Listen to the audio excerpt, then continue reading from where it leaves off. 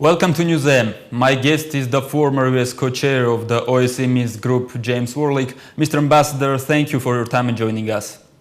Thank you for having me on. Mr. Ambassador, you left the OSCE Minsk Group 6 years ago.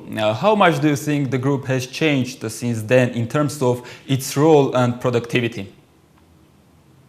Well, ever since it was founded, the Minsk Group and the co-chairs have played an especially important role in bringing the parties together. It was a unique forum as well. As a part of the OSCE, it did bring together as co-chairs France, the United States, and Russia.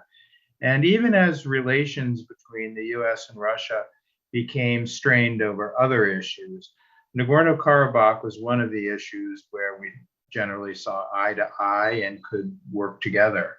I had a very good cooperative relationship with my Russian counterpart, and I'm proud to say that we worked very well, collegially, cooperatively together, and I hope that that will be the case in the future.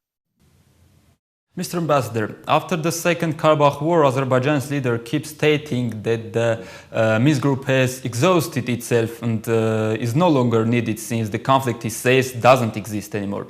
Do you think that the Minsk Group mandate is not needed any longer?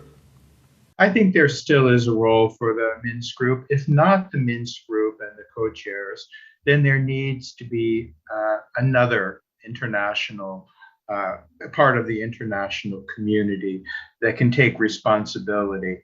I don't think that this should be left solely in the hands of Russia. And I do think that the parties involved in the conflict need the kind of support that comes from the international community in working through the issues. I do believe that there's a role. Now, if you want to create a new kind of vehicle, that I perfectly understand that, but there does need to be some sort of vehicle like the Minsk Group. Mr. Ambassador, Aliyev also says that the Minsk Group has been of no use over these years to the resolution of the Karabakh conflict. How important do you think were the efforts of the Minsk Group for the negotiation process?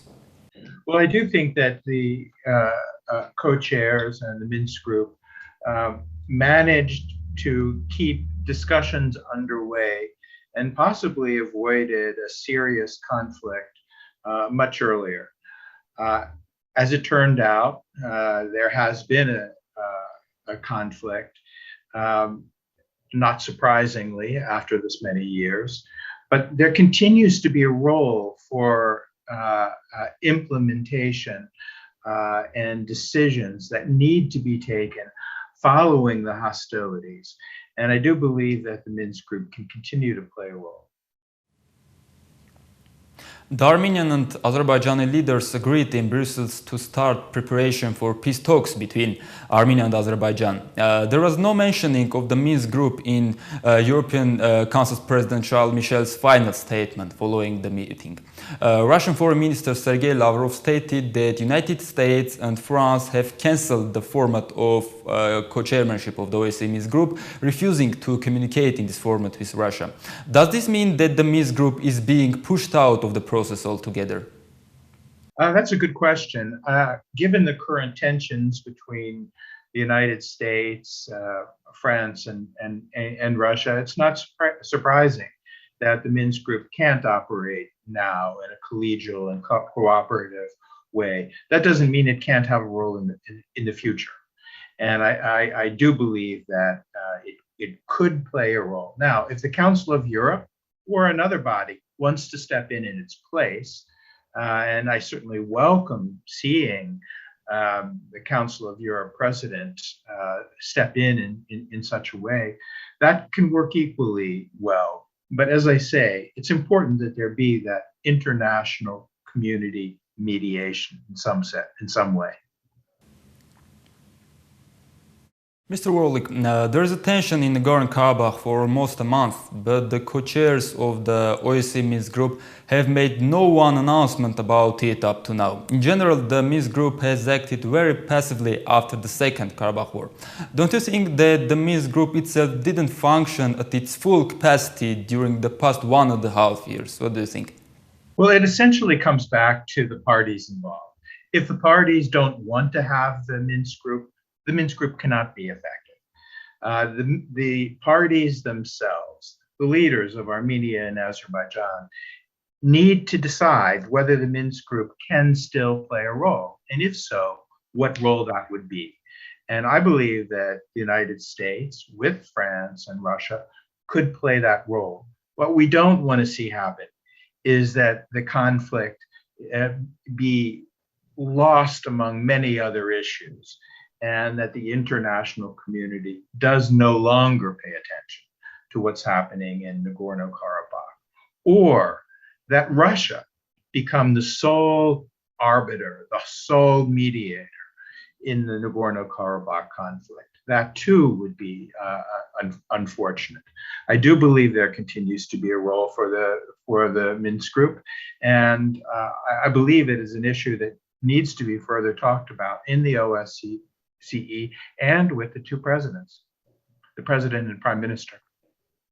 Azerbaijan wants the peace talks with Armenia to be held on the basis of the 5 points they proposed earlier to Armenia. These points are mostly about recognizing each other's sovereignty and territorial integrity. No word about the rights of Karabakh people.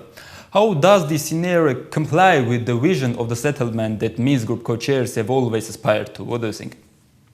Well, I think you come back to the basic principles that have been around for some time.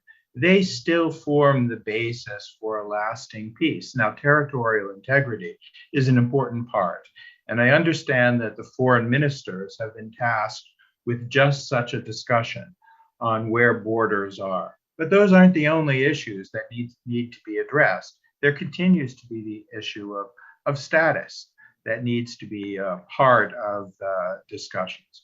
I'm actually encouraged to see that the parties are engaging with each other, that the president and the prime minister have met with each other, that the foreign ministers have established a group to begin these discussions. And there are going to be a lot more issues. It's not just about territorial integrity. It's about resource sharing. It's about communications. Of course, for the Armenians, it is about status. Azerbaijan insists that Armenia should withdraw all territorial demands to Azerbaijan, thus enforcing territorial context to the conflict, while the Armenian side says it's not about territory, it's about the right to self-determination of the Armenian people on their historic land. During the years you were in office, what was your impression of the essence of the conflict? Well, it was always going to be a very difficult conflict to resolve, because there is a natural tension between the issues of territorial integrity and status. And there continues to be that same status, that same tension. But if there's going to be a lasting peace, everyone knows that all of the issues need to be on the table for discussion, and not simply territorial integrity. And I believe that the Azerbaijanis have always understood that there are a lot of issues that are going to need to be resolved. And what we don't want to see is that they're resolved on the battlefield. These have to be done in negotiations, and these negotiations will not be easy. They're going to take time. There are a lot of issues to work out, but it needs to be done for a lasting peace for both parties. Mr. Ambassador, all co-chair countries have announced that the status of Nagorno-Karabakh is still unresolved. There's often an impression in Armenia that these statements conclude the status out of Azerbaijan's control. What status exactly do co-chairs mean when speaking about the future status of Karabakh? What's your impression? Well, it is an issue that the people of Karabakh need to be involved in. It's always been the case that the issue of territorial integrity needs to be resolved, but there would also need to be consultations and some form of vote or referendum at the correct time by the people of Karabakh. I think that that is still on the table, and that can form the basis of status. We've always talked about some kind of a referendum among the people of Karabakh, and I believe that that's still a case, and I believe that it will need to be a part of discussions as the parties move forward. In one of your recent interviews, Mr. Ambassador, you said that there will be no lasting settlement in Nagorno-Karabakh without the issue of status being addressed. When and under what circumstances can the issues of the Nagorno-Karabakh status and the implementation of the right to self-determination of the people of Karabakh be back on the agenda again? Well, that needs to be on the agenda. I hope the foreign ministers are talking about that, because there can't be just an issue, the issues of establishing borders and redrawing the map. There needs to be some discussion of the issue of status, and I believe that Armenians are insisting on that, and I believe the Azerbaijanis understand that that needs to be a part of discussions. Now, if you want to start with delineation of borders, particularly in light of the presence of Russian forces there and all of the changes that have come in the wake of the conflict, that's understandable too. But it can't be done, if you want a lasting peace, to simply set aside the issue of status. It does need to be one that is addressed by the parties, and I think it will be in the course of the discussions. And Mr. Ambassador, Ankara's, what do you think? What is the role of Turkey in the current phase of the Nagorno-Karabakh conflict after the Karabakh Second War? Does Ankara seriously influence on this? What's your impression? Yes, well, Turkey has, a very big influence on the conflict, and we saw that in the Second War, where Turkey did provide military assistance to the Azerbaijanis that proved to be very effective against our Armenian forces. I don't know the level of such military cooperation.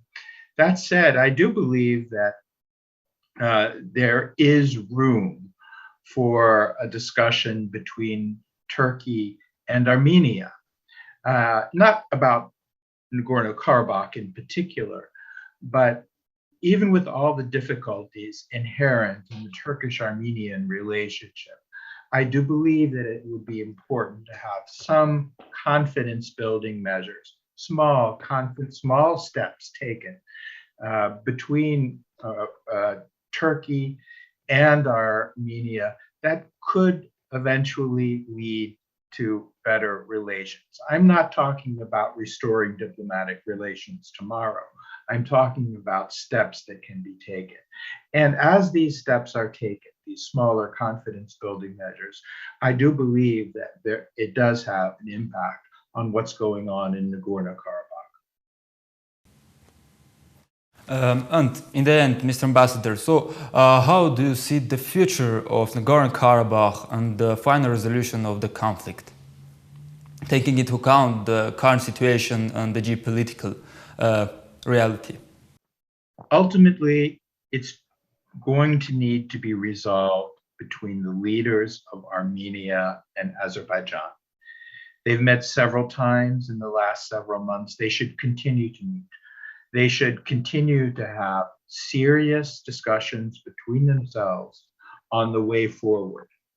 I think they're doing the right thing to establish working groups and to seek a resolution to the many details that need to be resolved. And I believe that there is still a role for international mediation, helping the presidents to come together and to address the key issues that can lead to a lasting peace. What we don't want to see is further conflict on the battlefield. And the things that we have more recently seen in Karabakh with the electricity turned off, the gas supplies turned off in the middle of a winter. We don't want to see a humanitarian disaster there. So my call is for the leaders of Armenia and Azerbaijan to redouble their efforts at finding a lasting solution that can bring peace and security. I would like to see a day when relations between Armenia and Azerbaijan are again restored, and that Azerbaijanis and Armenians can live side by side in peace and security. And Mr. Ambassador, can the final resolution of the conflict be without the existence or operation of the format of the OSCE Minsk Group co-chairmanship? Can a resolution be reached in other formats?